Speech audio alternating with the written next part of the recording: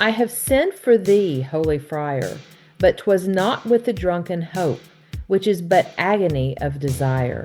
To shun the fate with which to cope is more than crime may dare to dream. That I have called thee at this hour, such father is not my theme, nor am I mad to deem that power of earth may shrive me of the sin unearthly pride hath revelled in. I would not call thee fool, old man, but hope is not a gift of thine. If I can hope, O God, I can, it falls from an eternal shrine. Good evening, Poe fans, and welcome back to one of our degree episodes. And as you can see on Jeannie's screen and the picture behind me, we are going to be talking about what writer, Jeannie? That would be a Lord Byron. Yes, and just remind everybody, this is kind of a part 2 to Lord Byron, but we're going to be a little bit more specific. Back January 7th, 2025 in season 4, we had an episode where we really delved into Byron the person and his actual life history, but this one is going to focus more on his poetry.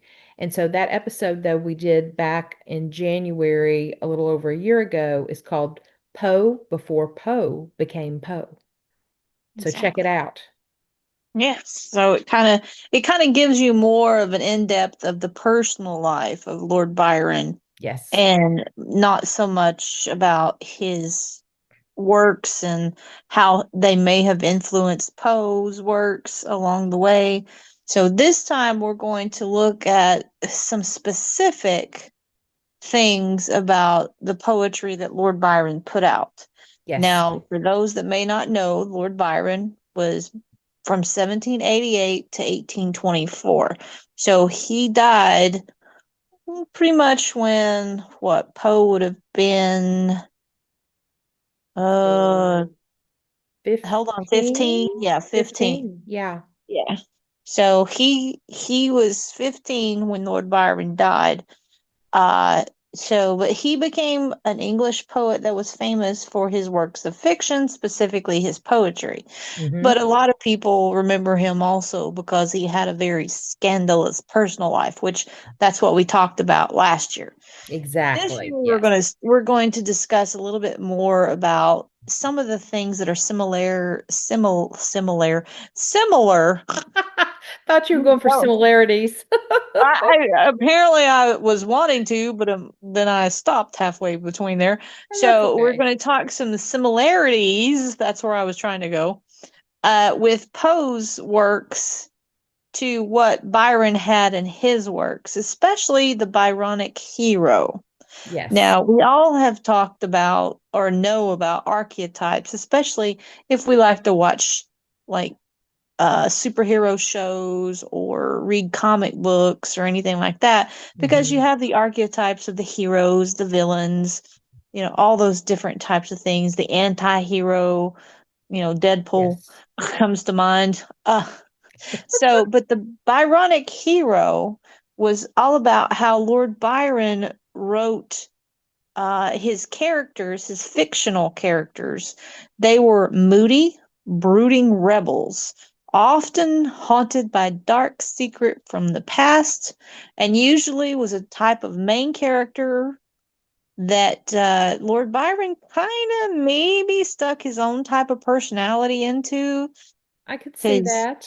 yeah, especially all the stuff that he was going through in his own life, especially the melancholy, the rebellious young man, because he was definitely rebellious in his own life. He would go against what everybody else thought about what he should do, Mm-hmm. and distressed by something maybe he wrongly did in his past. Okay. So that's kind of what the Byronic hero is applied, and it's traditionally applied just to the male characters. Now, it Yes. can be applied in later generations to some of the more female characters. Uh, but for the most part, it's all it's all about the male characters. Mm-hmm. And so Lord Byron, he loved to write these type of central characters in his works. And it's okay because he was a classic bad boy himself. Absolutely. And what better way than know that, write what you know. And Exactly. so the And first character, oh, sorry, go ahead. well, I was going to say, just wanted to interject about what you said. You said brooding, rebel. What was the first Mhm. word you said before brooding? Melancholy. Oh, melancholy, yeah, Yes, and when you really think about the what Griswold painted as Poe, that's kind of what everyone thinks of him before they actually get to know the real Poe. And just wanted to point that out. It's like, did Griswold kind of borrow from Byron, knowing Poe was highly influenced by him, to kind of create that persona that we know is incorrect? exactly, because there's many in the histories of the writing that they have applied as Byronic heroes, even in the Mm-hmm. early times before Byron started writing. They've gone back and they've started attaching names or the Byronic hero name to certain Mm-hmm. characters. For example, Hamlet from Oh, Shakespeare. absolutely. Mm-hmm. I mean, he would be considered a Byronic hero, but Shakespeare was in like the 1500s. So, Right. So that, yeah, and that would mean that it would be Byronic, and I'm playing on exactly, the ironic before Byron. exactly. Yeah. And another thing is that most of the Byronic hero characters have some particular traits that have been characterized along the lines of being angry, rebellious, Mm-hmm. seductive, struggling with vices, high intelligence, emotional awareness, causing them to brood and be outsiders from society. Mm-hmm. So all these things some pretty much are major things that we see in today's characters. I can think Yes. of a few. Star Wars comes to mind, Yeah. considering yesterday was May the Fourth be with you, and today is Revenge of the Fifth. So, Yes. so, and I mean, and that's the thing. But one thing that a lot of people have kind of talked about as Poe being influenced was his first poem that he published, Tamerlane. Yes, which I read from on the introduction. That's the very first stanza of Tamerlane. Exactly. And and another thing that we were discussing is that most of the time with Poe, when we talk about Poe, most of his stories and his poems, he doesn't really start with a beginning or an ending. He's kind of open-ended. Yes. But as we were Yes. talking, just like, well, Tamerlane, it kind of reminds me of the Child's Herald. Peer, Pilgrimage. Yes. thank you. It's Yes. like all of a And sudden I couldn't get the out. absolutely. Because it had so many stanzas, but it actually was like a pilgrimage. Tamerlane, it has a beginning, a middle, and an end. Absolutely. And Tamerlane was published in 1827, and Mhm. Childe Harold's Pilgrimage, which I- honestly, Jeannie, I think it's probably a good time for me to read part of it now since we're talking about it. It was published, I wrote it down, between 1812 and 1818, and it was basically, it took that long to publish it because it was in four different parts, which are cantos, and that's how Byron published it. And so Yeah. that's why it was over that course of that many Yeah. years. And it also to point out that this is one of his poems towards the end of his life, but it was like one of the very first things at the beginning of Poe's. Right, exactly. Well, I'm only going to read a couple of stanzas because, again, with the four parts, it's very, very long. I Mhm. think it's longer than Tamerlane. And so I'm just going to read a couple of stanzas from the first canto, or actually, it's actually just the first part to Ianthe. And are you ready for me to read, Jeannie? Yep, go right ahead. Okay, here we go. Not in those climes where I have late been straying, thou beauty long hath there been matchless deemed. Not in those visions to the heart displaying forms which it sighs but to have only dreamed. Hath aught like thee in truth or fancy seemed? Nor, having seen thee, shall I vainly seek to paint those charms which varied as they beamed. To such as see thee not my words were weak. To those who gaze on thee, what language could they speak? Ah, mayest thou ever be what now thou art, nor unbesom the promise of thy spring, as fair in form as warm yet pure in heart, love's image upon earth without his wing, and guileless beyond hope's imagining. And surely she who now so fondly rears thy youth in thee, thus hourly brightening, beholds the rainbow of her future years before whose heavenly hues all sorrow disappears. That was the Nice. first two stanzas. And Cool. you can definitely kind of think about some of Poe's works and just kind of a little bit of a Mm, similarity here and there with the cadence, some of the words that were chosen, and things like that. yeah. And I mean, Byron always had such a lyrical way about his Yes, writing that you can feel the cadence, but you also can feel the emotion in what he wrote. yes. So, and that one is a journey. You can tell from the very beginning, it's a journey. Mm-hmm. Absolutely. And the thing I really like is that so in this first part to Ianthe, there are five stanzas. The first stanza ends with the question, to those who gaze on thee, what language could they speak? And then the last stanza of To Ianthe also ends in a question, thou more than hope can claim, could friendship less require? So I think again, like you said, it's a journey, and when you're putting out those questions within the poems, it really is it's like, is it rhetorical or is he really looking to seek an answer to what he's asking? Exactly. And that just so much what Byron was. He was Mm-hmm. always, you know, they described him as being a playboy, which in a way Yeah. he was, because he never hid so much of what he was. Mm-hmm.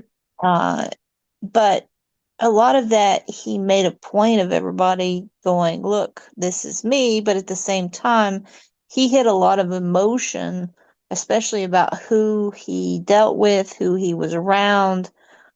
He Mm-hmm. felt very strongly about the people that he befriended Right. and knew about. So, and that's why a lot of his writing, it goes along with things that happened in his real life, Mm-hmm. that you kind of feel his emotion in the writing. And that goes along with Poe. We've always talked about how Poe uses his works as a way of trying to deal with things that may be happening in his life, Yeah. uh, and how his critiques, how he felt. Like when he left the University of Virginia, because they believe this was where he left the University of Virginia or got kicked out, whichever you want to say. Yeah. We'll say he left. And then that's the point where he ended up in Boston. And then that's when, correct me if I get these mixed up, because his timeline always misses me sometimes. Uh-huh. He ends up in Boston, and that's where he publishes Tamerlane and the other poems. Mm-hmm. And it's that point that he also enlists into the army and lies about his age. Right. Exactly. Yes. Okay, so this also tells me that Poe is trying to hide his own feelings, and so he's running, and he ends up running to places that, because we know, we've heard the stories and read the stories, that Boston was not his favorite town by any means. Mm-hmm. Uh, so he went to the one place that I guess he thought that maybe John Allen wouldn't find him. That's true. Yeah, that's very true. Kind of like, why would he go back there? Yeah, and then he ended up enlisting in the military, and then he got sent to Charleston. Mm-hmm. So Yeah. that's kind of like how he, and to me, that's where Poe, he was the foster son of a rich man, Mm-hmm. and Lord Byron was a rich man. Yes, So, absolutely. and that's where Byron used that wealth to go and do and experience things, but because of his flamboyance of things that weren't considered well received, shall we Hmm. say, Right. he just like Poe, he was always running to something and trying to get away from something, in my opinion, Yeah. because even Byron ended up in America. Okay. Yeah. Or was it Toronto? I don't recall. Yeah, it was one of those things. I can't remember. I think he started in Canada and then ended up in America at one point, maybe. Or I might be getting him confused with somebody else, because we've talked a lot about oh, wait a minute. Nope, I think we're talking about somebody else. Sorry, Yeah, scratch that. you are thinking of someone else. He did not travel to Right. America or I Canada. think I was thinking of maybe Lovecraft. Um Well, or somebody that we talked. Lovecraft is from like he lived in Rhode Island. So, Okay. Well, yeah. anyway, I we've don't know talked who about you're a lot of talking about. different. Anyway, it'll come to me years from now probably. Oh yeah. Oh But yeah. but one of the things that I was trying to get across is that Byron did travel. He did go hang out with quite a few people. Right. In Um, throughout Europe, absolutely. exactly. And like the poem that the one of the poems, the first poem I'm going to read from Lord Byron is called When We Two Parted. Hmm. And it was published in Byron's 1816 collection. And but he backdated it to 1808 as hopefully a misdirection, according to the research, to help shield the poem's subject, Lady Frances Wedderburn Webster, Oh, who was a interesting. married woman with whom he had carried on a charged but apparently unconsummated flirtation with. Okay. And I think one of the things he was trying to do is because Lady Frances ended up becoming entangled in a public scandal with the Duke of Wellington. Oh, okay. And Byron used this poem as a way to show his private grief Hmm. into a bitter public showing of what she's having to face. Oh, wow. And so that was one of the things that, because this to me also shows how Poe's attachment to certain women, like Morella, Annabel Lee, Ligeia, all the different women that Poe writes about. Right. And then Byron himself using this as a way to express how he was feeling about Lady Frances and what she might have been going through. Yeah. So that's where I'm going to lead into. I'm going to take this moment to read When We Two Parted. All right. I have not heard this one, I don't think. Yeah, it's been a while since I've heard it and read it. When we two parted in silence and tears, half broken hearted to sever for years, pale grew thy cheek and cold, colder thy kiss. truly that hour foretold sorrow to this. The dew of the morning sunk chill on my brow. It felt like the warning of what I feel now. Thy vows are all broken, and light is thy fame. I hear thy name spoken, and share in its shame. They name thee before me, and nailed to mine ear. A shudder comes over me. Why wert thou so dear? They know not I knew thee, who knew thee so well. Long, long I shall rue thee, too deeply to tell. In secret we met, in silence I grieve, that thy heart could forget, thy spirit deceive. If I should meet thee after long years, how should I greet thee? With silence and tears. Very nice. And I mean, it's got so much, like I talked about, it's got so much emotion. And knowing a little bit of maybe some of the historical concept behind it, Yeah. about the intimate betrayals, the political, things that are going on at the time, and who it might be related to, Mm-hmm. it just made it more poignant, in my opinion, of Yeah. how Oh, I Byron agree. was expressing his sorrow and how he's being hurt because there is such hurt towards this person. Mm-hmm. And it reminded me of Annabel Lee, actually, the poem Yeah, Annabel Lee. it does a little bit. Yeah. Like the sepulchre by the sea was Mm-hmm. silence, silent in tears. Yeah.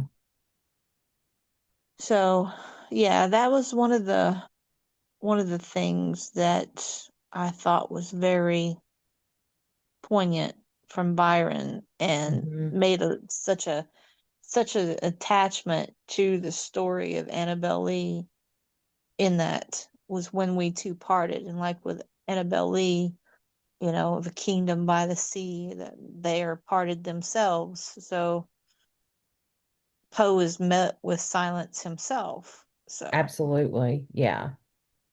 but yeah, so that was one thing with when we two parted. Now, the other one that I was wanting to talk about, which is kind of ironic also, is something that goes along and was published around the same time. But I think we need, because what was the other one that you were going to do The of one Byron's? that I'm Yeah, actually going to read, you mean? yeah, that one you're Yes. actually going to read. We Yes. need to She discuss walks a in bit. beauty.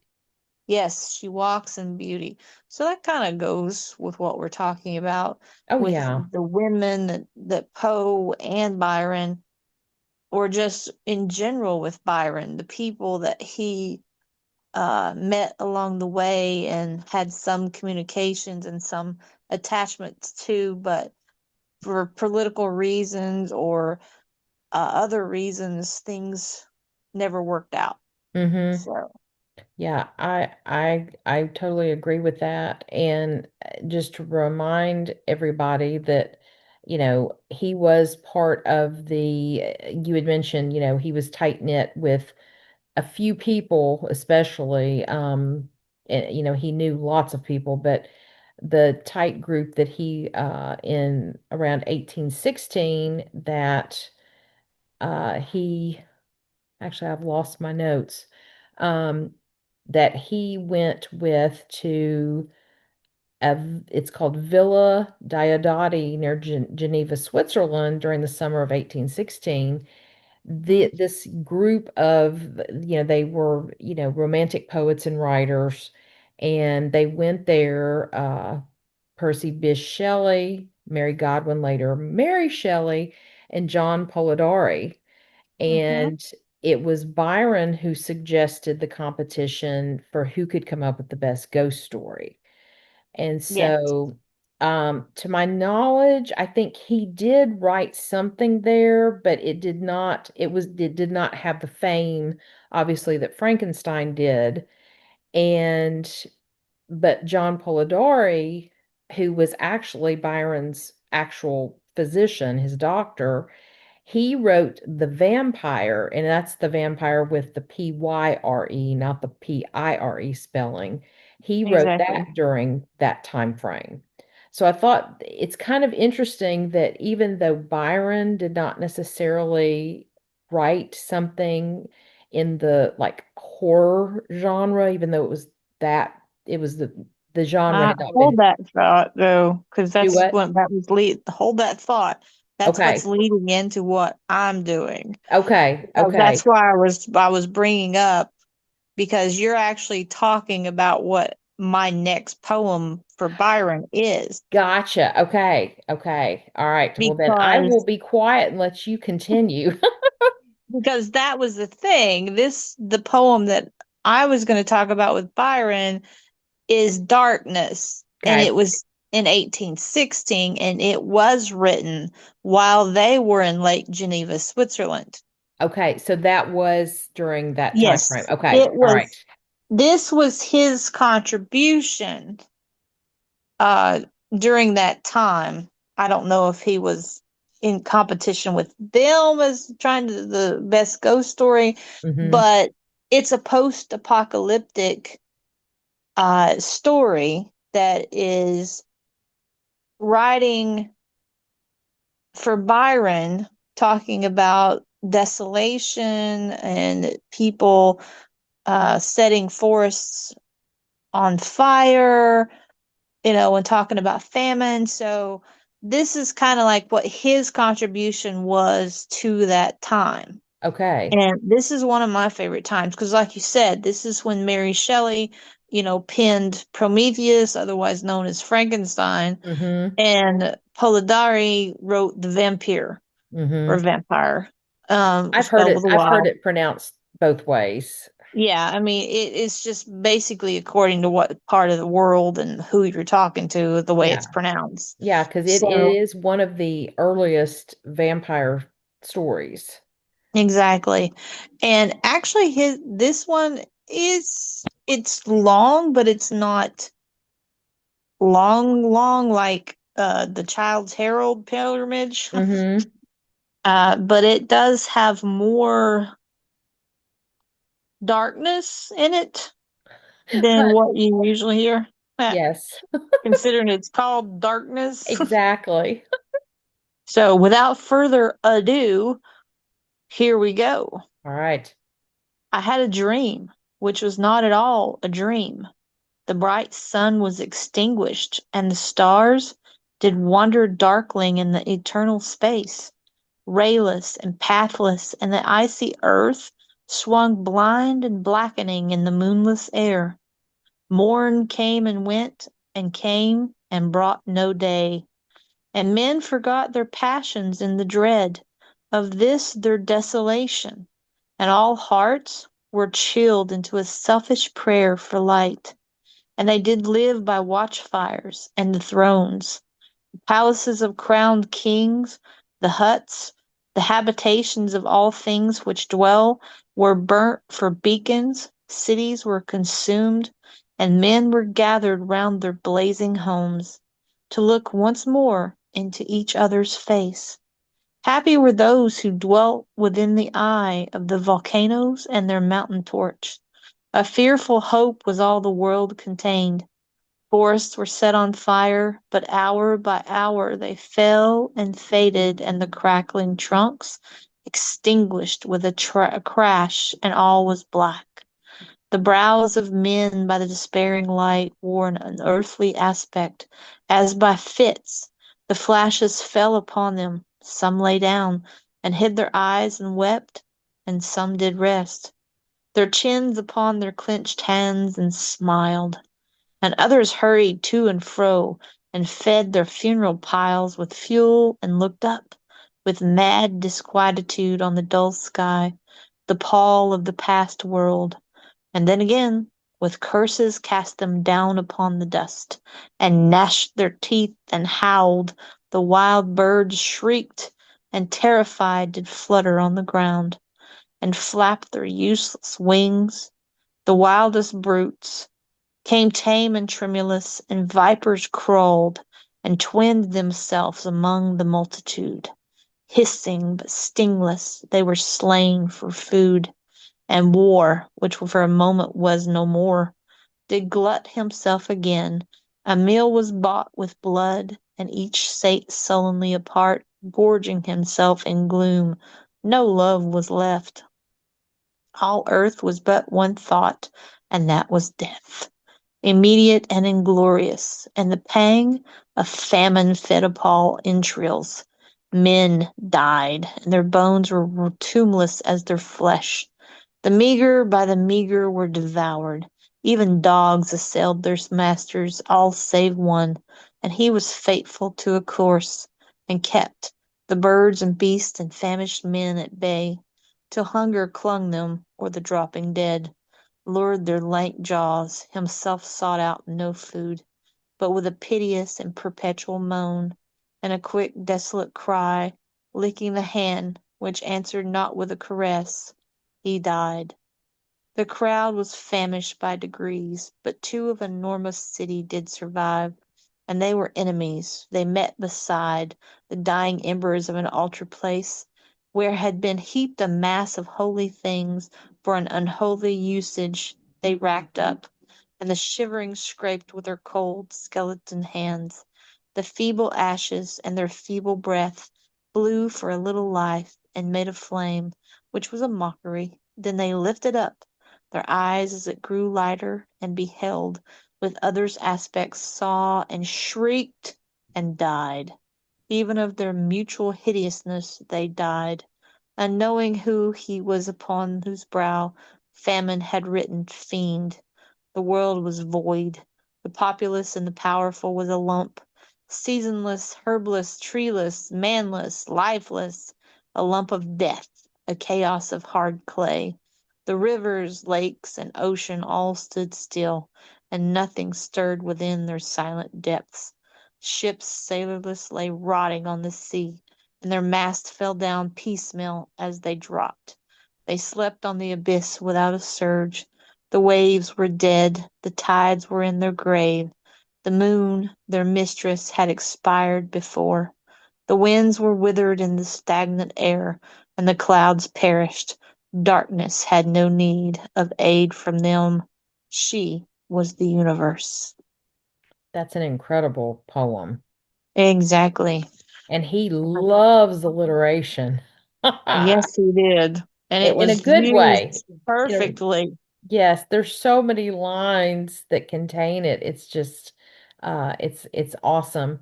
The very first line, I had a dream which was not all a dream. It Uh-huh. makes me totally think of Dream Within a Dream from Poe.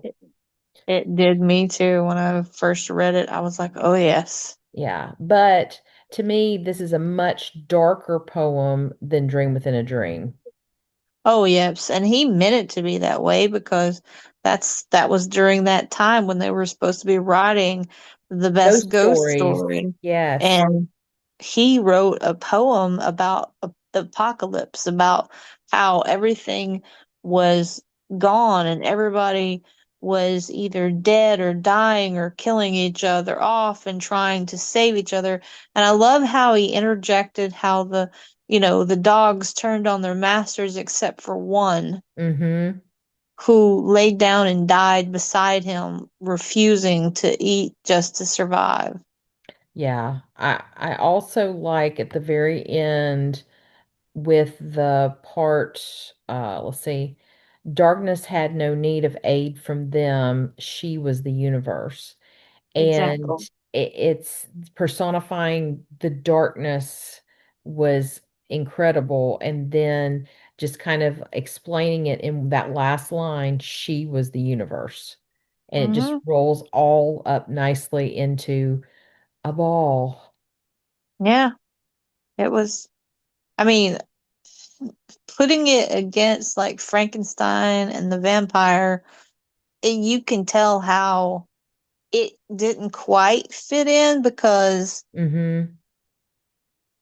his monster turned out to be the people Yes. in the story as a whole and not the other way around. Yeah.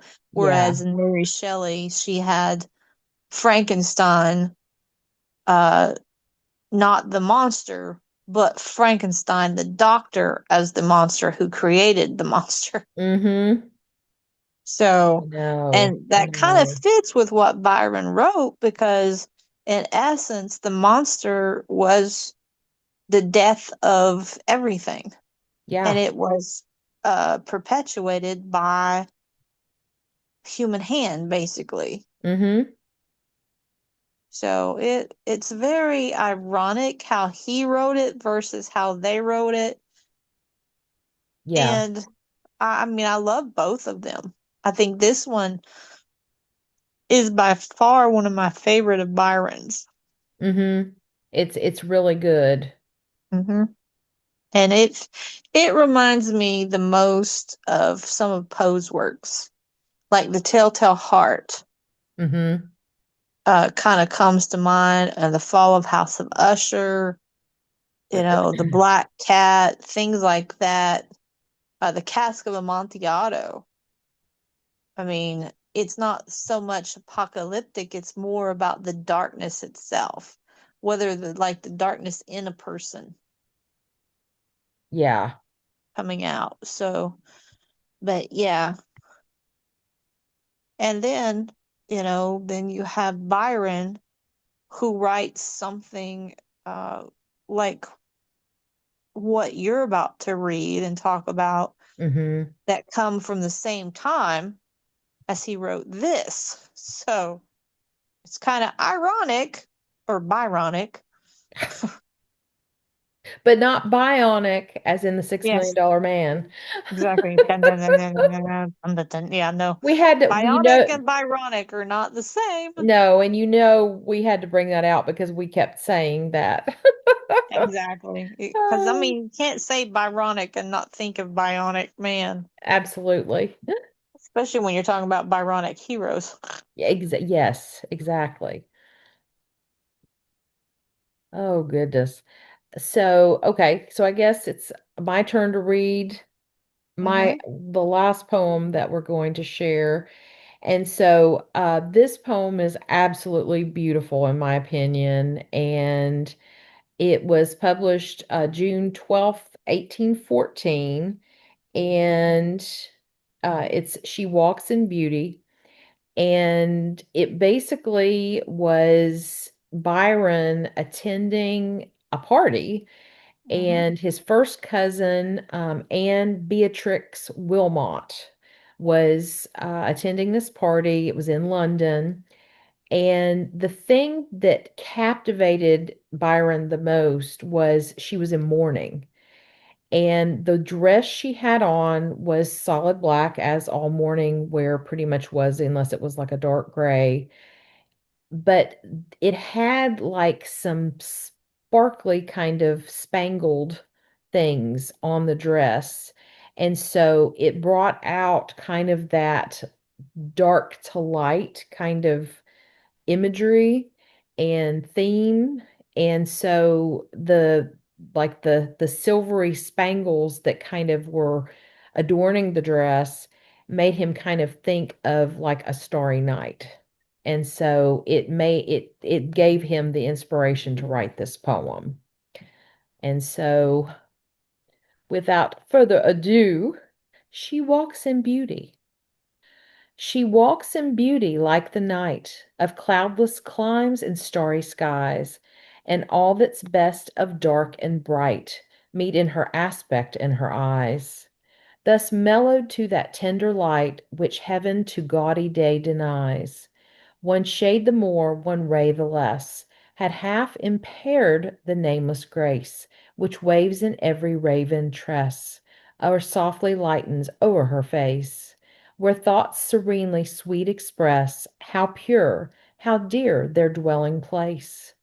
And on that cheek and o'er that brow, so soft, so calm, yet eloquent, the smiles that win, the tints that glow, but tell of days and goodness spent, a mind at peace with all below, a heart whose love is innocent. The other part of this, with what inspired him, when especially in the second stanza, it's talking about just her inner beauty. It's not just the outward beauty, but she encapsulates the whole picture of a beautiful woman inside and out. Yeah, I mean, you can tell definitely from that poem how he feels about her as he's writing Mm-hmm. and expressing about how she is the epitome of beauty, Mm-hmm. but not just a picture of beauty. She Right. is beauty Yeah. inside and out. And I love how he uses raven tresses. I know. I know. I love that. I'm like, whoop, there we go. There's another Poe. Yeah. Which, And and if you think about it, the raven itself it's so black that it has that illustrious luminous of the blue black mm-hmm. to it that it's just so special. Yeah, that iridescent kind of quality that comes out, like you said, with the blue, those blues and Hmm. even hints of purple when the light just hits the feathers just right. Oh And yes, yeah. I rhymed on purpose. Yeah, exactly. And I mean that's the other thing. I mean, he includes in the poem, and that makes you bring out, just like Poe always did, he brings out things that you don't normally think about, you Mm-hmm. know, or would attach to something, Yeah. you know. And just as his description, you can imagine that she's standing there in this beautiful black dress, but the Mm-hmm. black dress itself is representation of something that is sorrowful, Exactly. Yeah. but beautiful in its sorrow. Yeah. It's really kind of an oxymoron if you think about it. Oh yeah, absolutely. And Poe is all about that too. He uses that in Mm-hmm. a lot of his writing. And Absolutely. so, I think Poe got some really good inspiration from Byron, in my oh, opinion. absolutely. I mean, he he had to have read him and just attached part of his life to the feeling that Byron has in his work. Mm-hmm. Because you can feel how Byron has got that melancholy, and whether it's in himself that he's writing or things that are happening that he's experiencing, you can feel his melancholy. You can feel his missed opportunity. Yes. And that's a lot like what Poe was probably searching for Mm-hmm. was he was growing. I mean, like we talked about, he was 15 when Byron died. Mm-hmm. So he was having studies, so he was probably studying Byron. Oh, absolutely. You know he was. Yes, and so I would absolutely have to say that Poe used Byron to not only lose himself and look for someone of a what am I thinking here? Looking for someone to a kindred spirit, I guess is what I'm trying to Yes. get I, to. I think yeah, I think you're right. Yeah, He they was they searching for someone to recognize, or he can recognize himself in, and he found it, in my opinion, with hmm Byron. yes. And that we know of, Lord Byron is one of the influences on Poe. There's not a whole lot out there of other people. I know that there are, but it's very few. Hmm. And Lord Byron is the one that sticks out the most of the influence of Poe. And just it's so incredible to think about this one man had the influence on Edgar, and think about how many more influences Poe has had on so many other people. It's Exactly. just mind-boggling. It's like it's like Now there, Byron created his monster. yes, In a Well, good and way, then, a good monster. yeah, I mean, and that's the thing. It doesn't matter, just like in Frankenstein, the scary put together, piece by piece looking visual monster wasn't the true monster. Right. And that's kind of like what it feels when you read some of the writing, like with Poe in the Cask of Amontillado, especially. Who is truly the monster in the story? Right. Is it Montresor or is it Fortunato? Yeah. It's according to how whoever's reading it. Mm-hmm. Now, some people kind of have their own kind of opinion about how Byron was not that much of an influence on Poe, but Right. I don't. I can see how they might think that, but in some instances, it's like you could say the same thing about what we're doing, about how we're saying all the Poe influences Mm-hmm. on people. Yeah. And everybody's got their own vision. Yes. But I mean, like when I just read Darkness, I mean that that to me is like pulling Poe in, right there. Mm-hmm. I mean, if Poe read that, I can see him getting inspired by it. Oh, absolutely. And the thing is, Poe, Poe was accused of like, plagiarizing a few Mm-hmm. times. And it's like, no, he didn't. And he was very against people stealing anyone's work, with, fighting for copyright laws and things like that. And you can tell that he is paying homage to Byron in some of his works. And it's not at all a plagiarism. No. And I think that Poe saw the genius of Byron in his writing, but also saw the struggles that he had in his real life and Hmm. how he identified with it. So, Yeah. Yeah, because I mean, Poe had his own struggles, Byron had his own struggles, and they were very different. yes, and it just tortured writer comes to my mind every time I think of Byron and Poe. So, Hmm. Yeah. but I think the Byronic Hero is, a Poe Byron masterpiece. Poronic. As a Pyronic masterpiece right there. Oh, That's right. That's the way yeah. it goes. Yeah, and I mean, and just the Byronic hero still exists today in some modern works too. And Oh yeah. so, yeah, Byron's influence is still seen today, just as Poe's influence is seen today. Yeah, and the one thing that pops into my head right now is the movie that's coming out with the Mandalorian and Grogu. I mean, the Hmm. Mandalorian would be the perfect Byronic hero.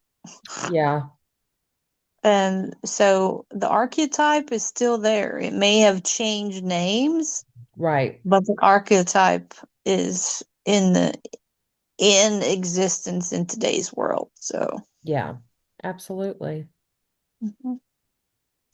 Well, I I'm think waiting. we I'm have waiting for the $6 million man music, the dun slow dun dun dun motion. dun dun dun dun dun dun dun dun dun. Yes. Oh, That would work. I think, $6 million man. He was a Byronic and bionic hero. yes. Um, well, I think we have reached our Byron quota. I believe we have, definitely. And on that note, We our are Poe out. out. I reached my home no more, for all was flown that made it so. I passed from out its mossy door in vacant idleness of woe. There met me on its threshold stone a mountain hunter I had known, in childhood, but he knew me not. Something he spoke of the old cot. It had seen better days, he said. There rose a fountain once, and there full many a fair flower raised its head. But she who reared them was long dead, and in such follies had no part. What was there left me now? Despair, a kingdom for a broken heart.